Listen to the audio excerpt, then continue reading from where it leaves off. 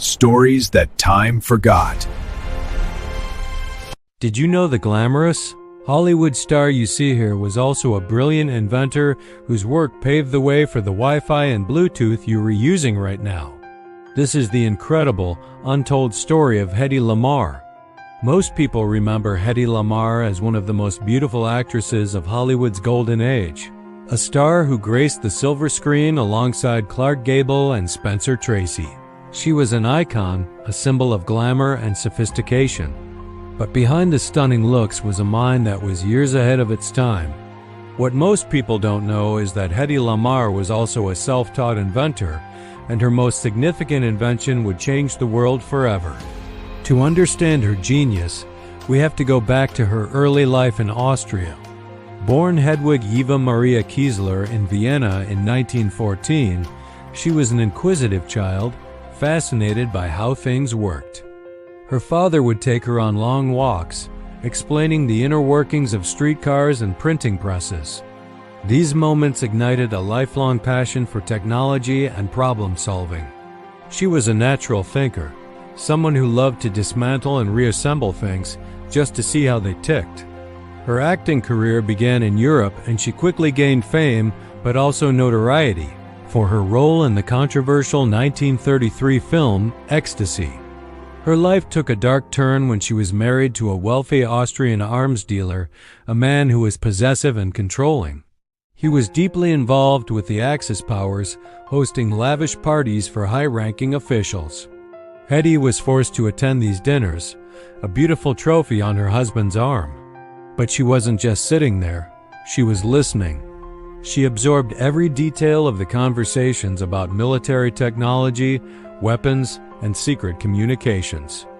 It was a terrifying and oppressive time for her, but it also gave her a unique and advanced education in modern warfare technology.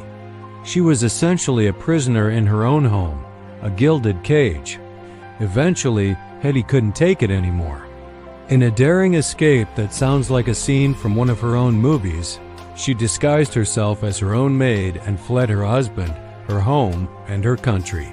She made her way to London and then to Hollywood, where she was discovered by the head of MGM Studios, Louis B. Mayer. He gave her a new name, Hedy Lamarr, and a new life as a Hollywood star. She quickly became one of the biggest names in the industry.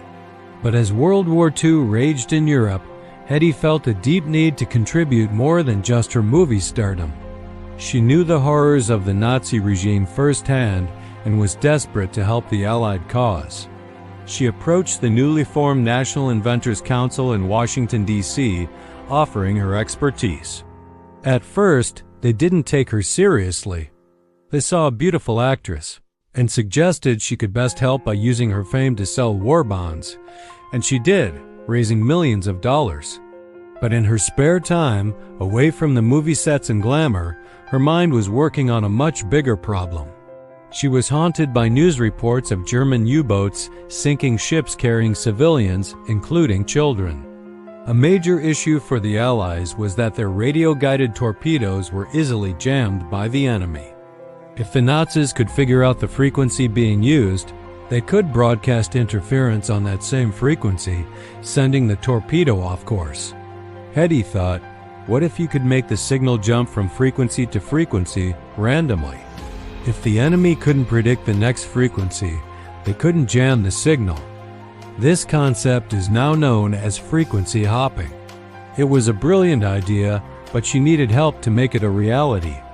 She found an unlikely partner in George Antheil, an avant-garde composer and musician. Antheil was known for his wild, experimental music, particularly his ballet mechanic, which involved synchronizing multiple player pianos.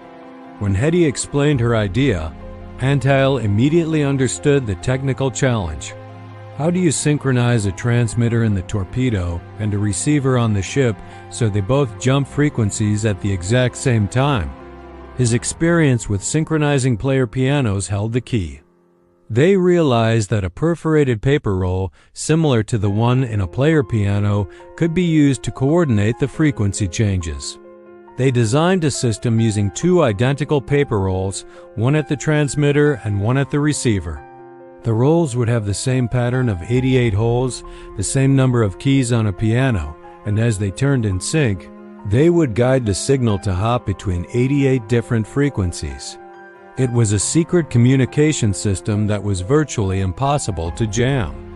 In 1942, Lamarr and Antheil were granted a patent for their secret communication system. They were true patriots and immediately gave the patent to the U.S. Navy for free, hoping it would be used to help win the war. But the Navy was skeptical. The technology seemed too complex, too bulky, and perhaps they just couldn't believe that a Hollywood actress and an eccentric musician could come up with such a revolutionary piece of military technology. They classified the patent and simply filed it away. Hedy's invention, which could have saved countless lives, sat on a shelf, unused. Hedy continued her successful acting career, but her passion for inventing never faded. She was always tinkering, coming up with ideas for everything from a new type of traffic light to a tablet that would dissolve in water to create a fizzy drink. She was a restless, brilliant mind trapped in a world that could only see her beauty. For decades, her groundbreaking invention was forgotten.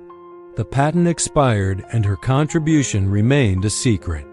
It wasn't until the 1960s, during the Cuban Missile Crisis, that the Navy finally revisited the idea.